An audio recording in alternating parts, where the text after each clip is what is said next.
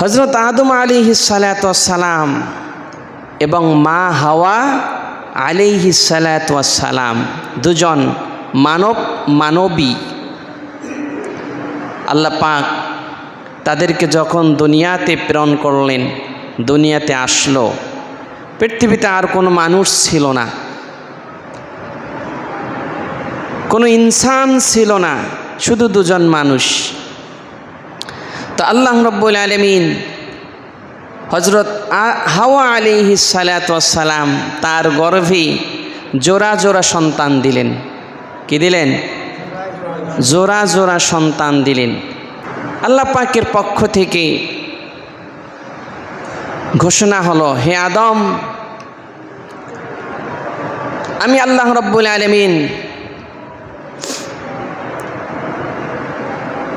কাবিলের সাথে যে সহদরা কন্যা সন্তান একসাথে যারা পৃথিবীতে আগমন করবে, একজন আরেকজনকে বিয়ে করতে পারবে না। যে যার সাথে পৃথিবীতে আসবে সে তার সহদরা ভাই অথবা সহদরা বোন হিসাবে পরিগণিত হবে। সুতরাং প্রথম জোড়ার কন্যা সন্তান, দ্বিতীয় জোড়ার পুত্র সন্তান, এভাবে বিয়ে দিতে হবে। বা প্রথম জোড়ার পুত্র সন্তান, দ্বিতীয় জোড়ার কন্যা সন্তান, এভাবে বিয়ে দিতে হবে। কিন্তু একই জোড়া একজন আরেকজনকে বিয়ে করতে পারবে না। বুঝতে পারছেন কথাটা?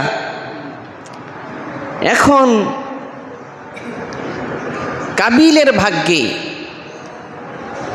হাবিলের যে সহদরা বোন ছিল, যিনি অপেক্ষাকৃত একটু কালো ছিল, কাবিলের ভাগ্যে পড়ে গেল। আর হাবিলের ভাগ্যে ওই কাবিলের সাথে যে পরমা সুন্দরী রূপসী সহদরা কন্যা পৃথিবীতে এসেছিলেন, এটা হাবিলের ভাগ্যে পড়ে গেল। হযরত আদম আলাইহিস সালাতু ওয়াস সালাম বিয়ের বন্দোবস্ত করলেন। এখন কাবিল বলল যে আমি এই কালো কুশ্রী মেয়েকে বিয়ে করতে পারবো না, আমার সাথে সহদরা কন্যা রূপসী যে এসেছে তাকে আমি বিয়ে করতে চাই। হযরত আদম আলাইহিস সালাতু ওয়াস সালাম তিনি বললেন, বাবা, এটি আল্লাহ পাকের নিষেধ। সহদরা ভাই বোন একে অপরকে বিয়ে করতে পারবে না। তখন তিনি বললেন, এটা আমি মানি না। হযরত আদম আলাইহিস সালাতু ওয়াস সালাম তখন তাদের দুজনকেই বললেন, কাবিল এবং হাবিল দুজনকেই বললেন, আচ্ছা ঠিক আছে, তাহলে তোমরা কোরবানির আয়োজন করো। কি করো? কোরবানির আয়োজন করো। যার কোরবানি আল্লাহ পাক কবুল করবেন সেই ওই রূপসী পরমা সুন্দরীকে বিয়ে করবে। তোমরা এই কোরবানির আয়োজন করো। সিদ্ধান্ত হয়ে গেল, সর্বপ্রথম কোরবানি দিচ্ছেন হযরত হাবিল এবং কাবিল। সর্বপ্রথম কোরবানির আয়োজন হলো। তাসকিনাতুল আম্বিয়ার মধ্যে লিখে মুফাসসিরিন ইকরাম বলেন যে হাবিল তিনি ছাগল, ভেড়া, দুম্বা পালতেন, লালন পালন করতেন। তো একটা ভালো মানের দুম্বা তিনি কোরবানির জন্য প্রস্তুত করলেন। আর কাবিল তিনি কৃষি কাজ করতেন, গম, ভুট্টা যা আছে তিনিও এগুলো কোরবানির জন্য আল্লাহর দরবারে পেশ করলেন। তো তখনকার যুগে কোরবানি কবুল হওয়ার আলামত ছিল আকাশ থেকে, আসমান থেকে একটি অগ্নিশিখা আসতো। যার কোরবানি কবুল হবে ওই অগ্নিশিখা এসে তার কোরবানির জন্তু বা বস্তু সেটা বশীভূত করে আবার ওই অগ্নিশিখা অন্তরায় হয়ে যেত। সুবহানাল্লাহ। আর যার কোরবানি কবুল হবে না তারটা যেমন অবস্থা ওইভাবেই পড়ে থাকতো। তো সময় হয়ে গেল, হাবিল একপাশে কোরবানি আল্লাহর দরবারে পেশ করেছেন, কাবিল একপাশে কোরবানি আল্লাহর দরবারে পেশ করেছেন। তো নিয়ম অনুযায়ী আসমান থেকে অগ্নিশিখা এসে হাবিলের কোরবানি কবুল হয়ে গেল। সুবহানাল্লাহ। এই দৃশ্য যখন কাবিল দেখল তখন সে রেগে আগুন হয়ে গেল, কারণ সে তো আর পরমা সুন্দরীকে বিয়ে করতে পারছে না, হাবিল বিয়ে করবে, আর এটাই আল্লাহ পাকের হুকুম ছিল। কিন্তু কাবিল মানে না, না মানার কারণে বাবা, তিনি তো আদম আল্লাহর নবী, তিনি তো আর আল্লাহর হুকুমকে অমান্য করতে পারেন না, তাই তিনি কোরবানির আয়োজন করলেন। কিন্তু কোরবানিতেও কাবিল হেরে গেল, হাবিলকে আল্লাহ পাক সম্মানিত করলেন। সুবহানাল্লাহ। কোরবানির জন্তু বলেন অথবা বস্তু বলেন, এটি আল্লাহ পাকের কাছে মুখ্য বিষয় নয়। আল্লাহ পাকের কাছে মুখ্য বিষয় অথবা মুখ্য উদ্দেশ্য হচ্ছে তাকওয়া। উদ্দেশ্য কি? তাকওয়া। কোরবানির জন্তু, কোরবানির বস্তু, এগুলো আল্লাহ পাকের কাছে মুখ্য বিষয় না। মুখ্য বিষয় হচ্ছে তাকওয়া, যেটা হাবিলের কাছে ছিল কিন্তু কাবিলের কাছে ছিল না। তো তখন তাদের মাঝে কি হয়েছিল এই কথাটা আল্লাহ পাক সূরাতুল মায়েদার ২৭ থেকে ৩১ নম্বর আয়াতে বলছেন। আল্লাহ রাব্বুল আলামিন বলেন, ওয়াতলু আলাইহিম নাবা বনাই আদম বিল হক إذ قربا قربانا فتقبل من أحدهما ولم يتقبل من الآخر।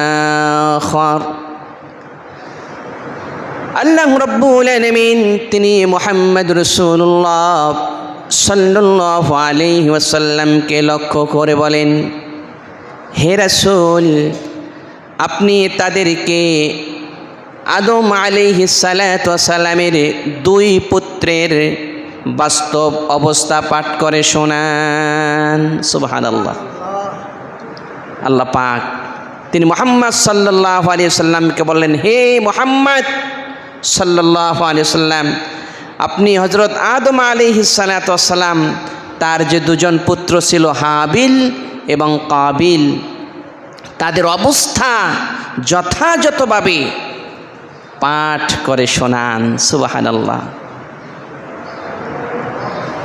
এখানে নাবা আবনাই ইবনে আদম, এই ইবনে আদম বলতে সবাইকে বোঝায়, আমরাও আদম সন্তান, আমরাও কি আদম সন্তান। কিন্তু মুফাসসিরিন ইকরাম এখানে বলেন, এখানে ইবনে আদম বলে খুসুসান হাবিল এবং কাবিলকে আল্লাহ বুঝাইছেন। সুবহানাল্লাহ।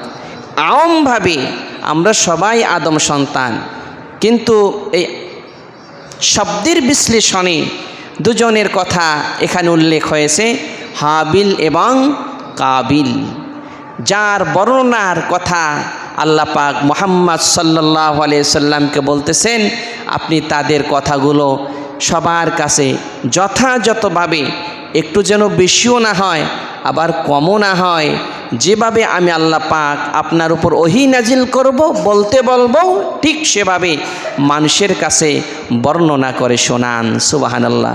এজন্য যারা কোরআন হাদিসের কথা বলে, দাঈর কাজ করে, দিন প্রসারের কাজ করে, তাদের এই দিন প্রচার এবং প্রসার করতে গিয়ে তাদের সঠিক কোরআন এবং সুন্নাহর মেজাজ নিয়ে কথা বলতে হবে।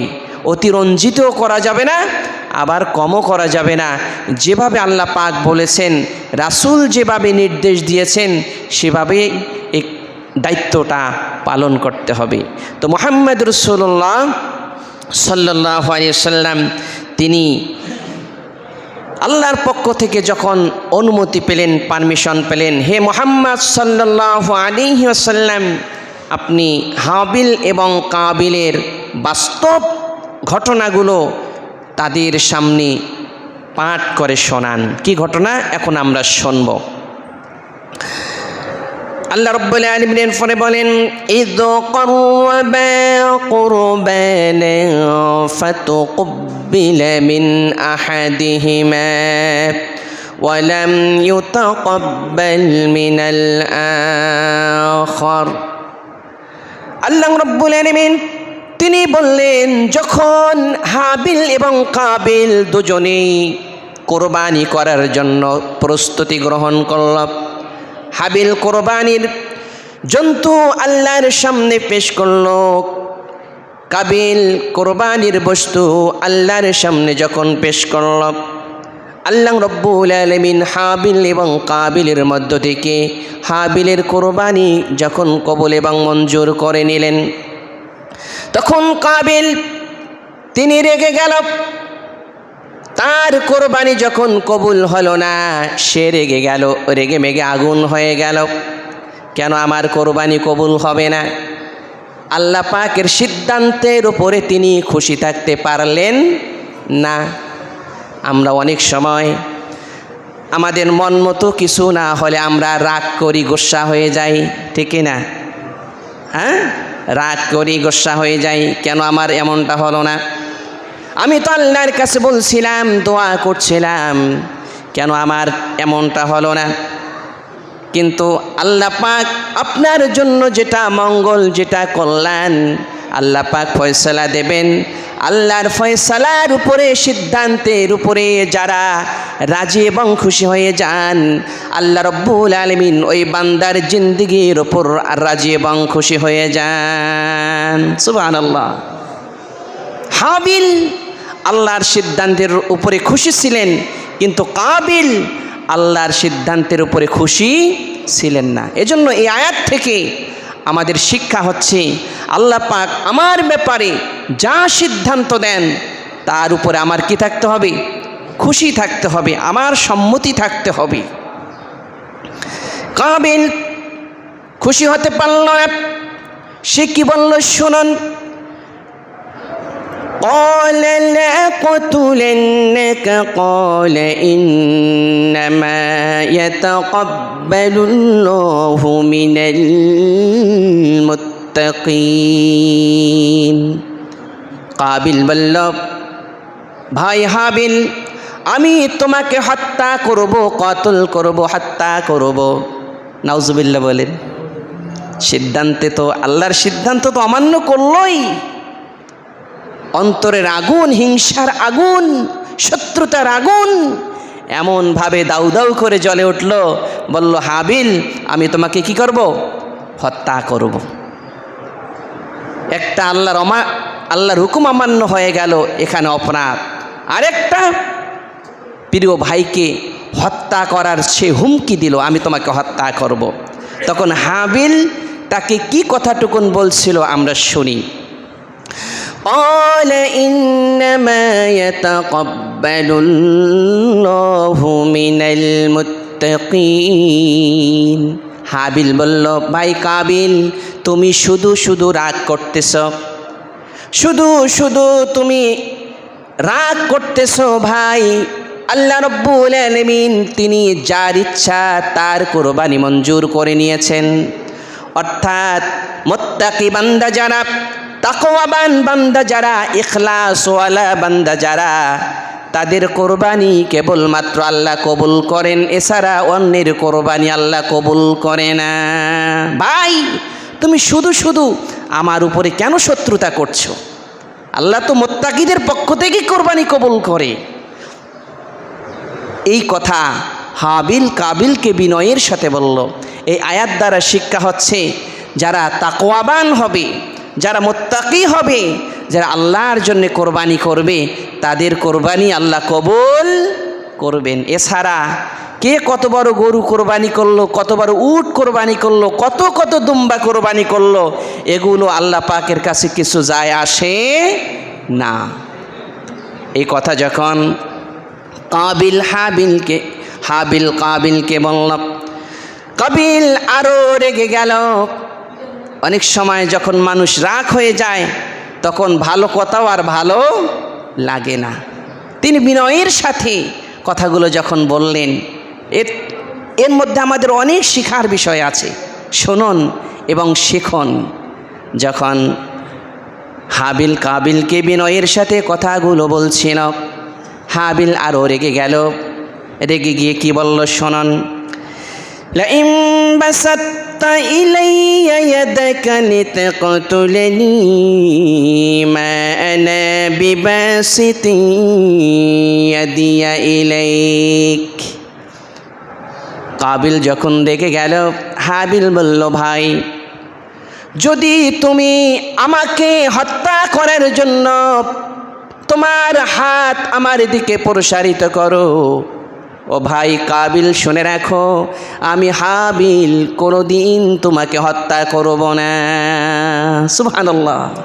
তুমি যদি শত্রুতা করে আল্লাহর হুকুমকে অমান্য করে, ভাই, আমাকে হত্যা করার জন্য আমার দিকে তোমার হাত প্রসারিত করো, ভাই, আমি আমার হাত তোমার দিকে প্রসারিত করব না। কারণটা কি? তিনি বললেন, ইন্নী আখাফুল্লাহ রাব্বাল আলামিন। তিনি বলল, ভাই কাবিল, আমি তোমাকে হত্যা করব না, যদিও তুমি আমাকে হত্যা করতে চাচ্ছ, আমি তোমাকে হত্যা করব না, কারণ আমি সারা জানের রব আল্লাহ রব্বুল আলামিনকে ভয় করি। সুবহানাল্লাহ। দেখুন, হাবিল আল্লাহকে ভয় করার কারণে, আল্লাহর ভয় তার দিলে থাকার কারণে তিনি পাপ করছেন না, অন্যায় করছেন না। কিন্তু কাবিলের অন্তরে আল্লাহ পাকের ভয় না থাকার কারণে সে কিন্তু নিজের ভাইকে কি করছে? হত্যা করার হুমকি দিচ্ছে। এজন্য যাদের দিলে আল্লাহ পাকের ভয় থাকবে, যারা আল্লাহকে ভয় করবে, সর্ব অবস্থায় কেউ দেখুক আর না দেখুক, কে দেখেন? আল্লাহ দেখেন। এই ভয় যাদের অন্তরে সব সময় কাজ করবে, সে কখনো গুনাহ করতে পারবে না, গুনার প্রতি তার মহব্বত বাড়বে না, বরং গুনার প্রতি তার ঘৃণা বিদ্বেষ তৈরি আল্লাহ করে দিবেন। গুনাহ থেকে সহজেই তিনি নাজাত পেয়ে যাবেন। সুবহানাল্লাহ বলেন। এই কথা যখন হচ্ছিল তাদের মাঝে, তখন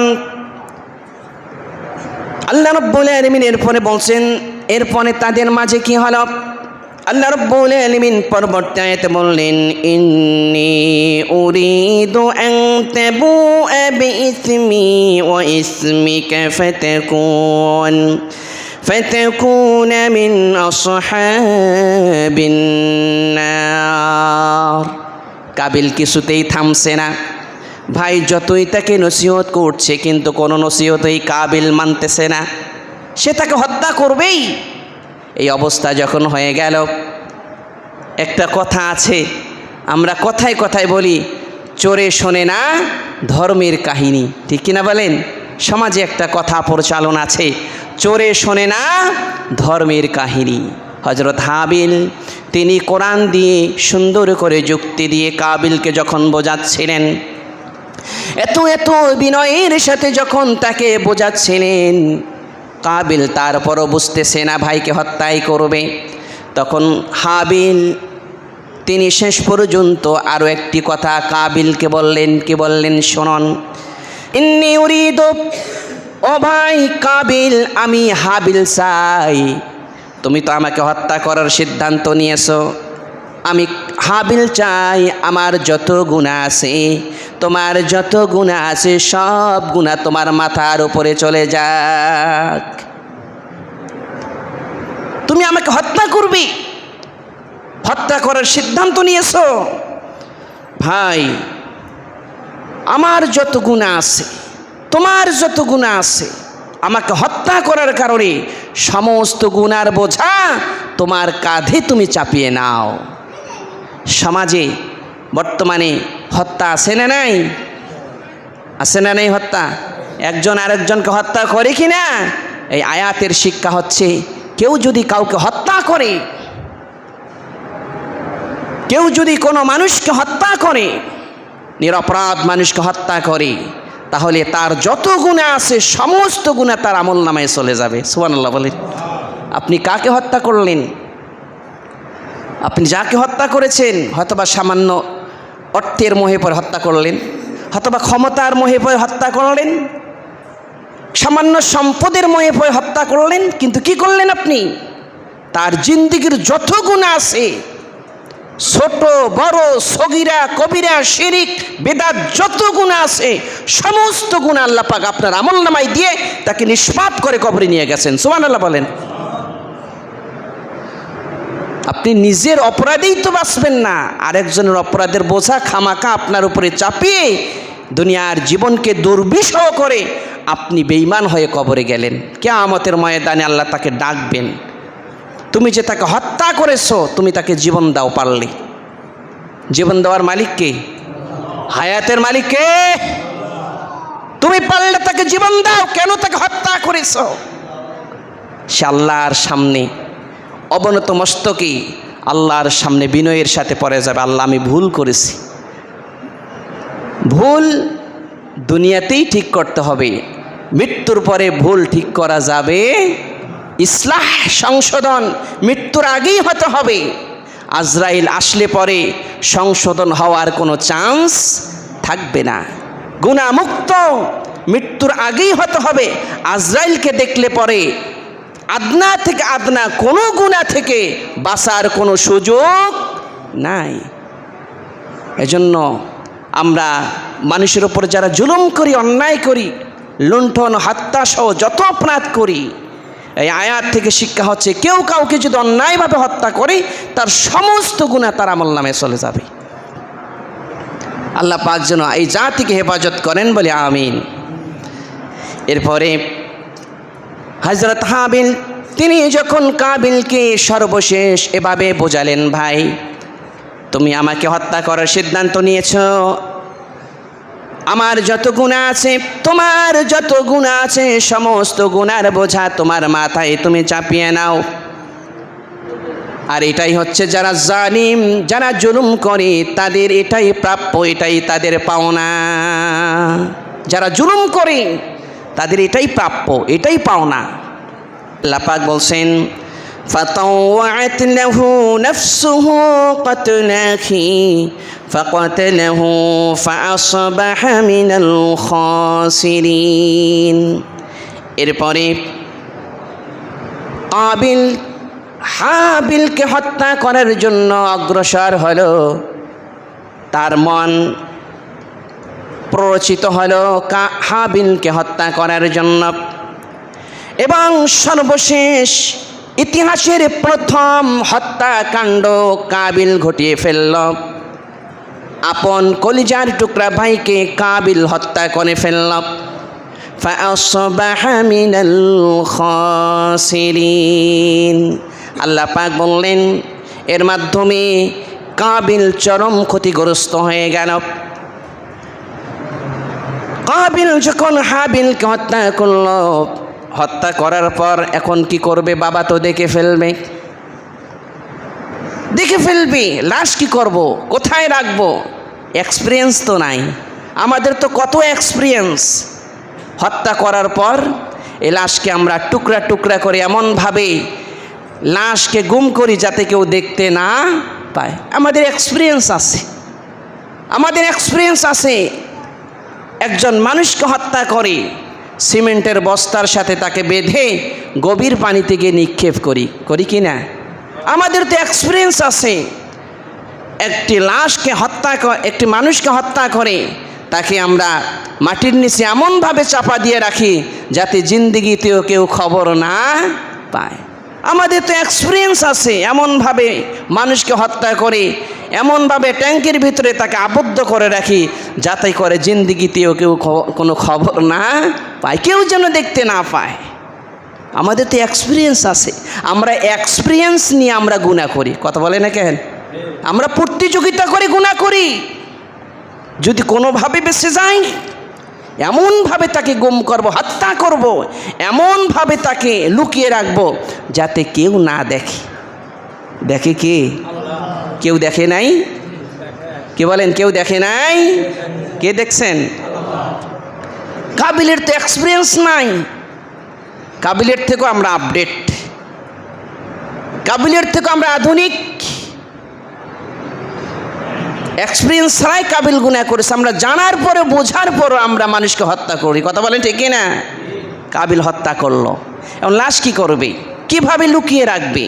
এরপরে আয়াত আল্লাহ পাক বলছেন فبعث الله غرابا يبحث في الأرض ليريه كيف يواري سوءة أخيه।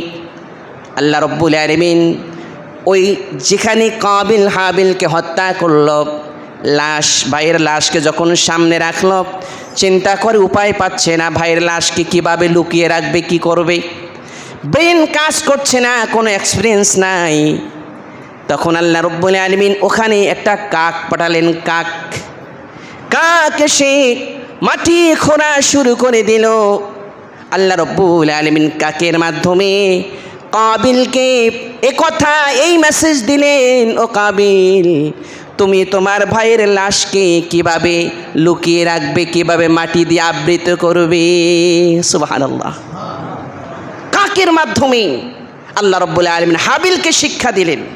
কাক আসলো, এসে মাটি খোঁড়া শুরু করলো, যাতে করে কাবিল শিক্ষা নিতে পারে কিভাবে লাশকে মাটির নিচে আবৃত করবে। এখন কাবিল যখন এই দৃশ্য দেখলো, তার অবস্থাটা কি হলো শুনুন। কাবিল যখন এই দৃশ্য দেখল, فواري سوءة أخيه فأصبح من النادمين। সে বলল আন আকুনা মিসলা হাযাল গুরাব। সে বলল, আমি কাবিল এই কাকের থেকেও দেখি অধম। কাকের যতটুকু ইজ্জত আছে, সম্মান আছে, বুদ্ধি আছে, আমার তো তাও নাই। আমি তো এই কাকের থেকেও অধম হয়ে গেলাম। সুবহানাল্লাহ বলেন। হাবিল তখন, কাবিল বলতেছে, আমি তো এই কাকের থেকেও অধম। কাকের যতটুকু বুদ্ধি, আমার তো তাও নাই। এই কথার দ্বারা এটাই শিক্ষা, যারা মানুষকে হত্যা করে, মানুষকে খুন করে, তারা চতুষ্পাদ প্রাণীর থেকেও খারাপ। কথা বলেন ঠিক কিনা? চতুষ্পাদ জানোয়ার, হিংস্র প্রাণী যারা, তাদের থেকেও নিকৃষ্ট, খারাপ, অধম যারা অন্যায়ভাবে মানুষকে খুন করে। তিনি বললেন, আমি তো এই চতুষ্পাদ প্রাণীর থেকেও নিকৃষ্ট হয়ে গেলাম। তখন সে রোনাজারি শুরু করলেন, কান্নাকাটি শুরু করলেন, অনুতাপ শুরু করলেন। কিন্তু যা হবার তা তো হয়ই, যা হবার তা তো হয়ই। কথায় আছে, ভাবিয়া করিও কাজ, করিয়া ভাবিও না। এজন্য ভাই, আল্লাহ পাক আমাদেরকে ইলম দিয়েছেন, জ্ঞান দিয়েছেন, মেজাজ দিয়েছেন। এই মেজাজ আমাদের আল্লাহ এবং আল্লাহ রসুলের সন্তুষ্টির সাথে ব্যবহার করতে হবে। কাজ করার পূর্বে কি করছি, এটা কতটুকুন আল্লাহর সন্তুষ্টির জন্য হচ্ছে নাকি শয়তানকে সন্তুষ্টির জন্য করছি। আমি যে কাজটা করছি, এই কাজটা করার পূর্বে 10 বার আপনি চিন্তা করুন, 10 বার চিন্তা করুন, এই কাজটা আমি কার সন্তুষ্টির জন্য করছি। এই কাজ করার পরে, গুনাহ করার পরে কোনো কান্নাকাটি করে লাভ নাই। সে কান্নাকাটি শুরু করে দিল। ইতিহাস সাক্ষী দিচ্ছে, ওই তখন থেকে পৃথিবীর প্রথম হত্যাকাণ্ড চালু হয়েছে। কিয়ামত পর্যন্ত যত হত্যাকাণ্ড ঘটবে, একটা অংশ ওই কাবিলের কবরে কিয়ামত পর্যন্ত পৌঁছে যাবে। নাউজুবিল্লাহ বলতে পারলাম না। এজন্য ভাইরা আমার, ইতিহাসের প্রথম কোরবানি ছিল হাবিল এবং কাবিলের মাঝখানে। এখানে মূল কথা হচ্ছে, ভাই, কোরবানির জন্তু বলুন, বস্তু বলুন, এটি আল্লাহ পাকের কাছে মুখ্য উদ্দেশ্য নয়। আল্লাহ পাকের কাছে মুখ্য উদ্দেশ্য আছে ইখলাস বা তাকওয়া। যারা তাকওয়া অবলম্বন করে, ইখলাসের সাথে কোরবানি করবে, আল্লাহ পাকই তাদের কোরবানি আরশে আজিমে মঞ্জুর করে নেবেন।